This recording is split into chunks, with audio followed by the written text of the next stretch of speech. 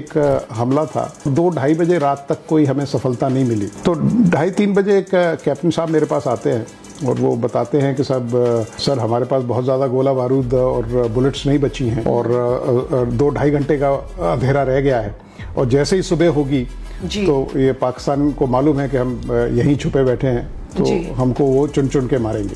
तो मैंने कहा क्या रिकमेंडेशन है तुम्हारी? तो वो कहने लगा कि सर बलिदानी अटैक करना पड़ेगा क्योंकि रीइंफोर्समेंट जो मदद है या रसद जो आनी है वो आएगी नहीं कल शाम तक और न ये आने देंगे।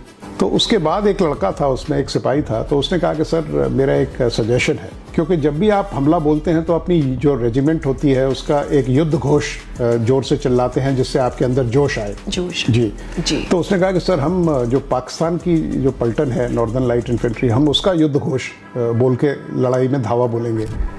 तो मैंने उससे कहा कि मैंने कहा बेटा तुझे उसके युद्ध घोष से जोश आएगा क्या?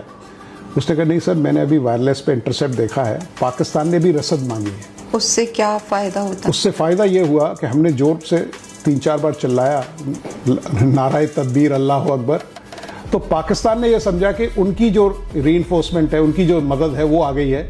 उन्होंने फायर बंद कर दिया, उन्होंने गाइड भेजे हमारे लिए, उन गाइड्स को हमारे जो स्काउट्स थे उन्होंने मारा पकड़ के और उनके हथियार छीन के हमने पहला जो उनका बंकर था उस पर कैप्चर किया।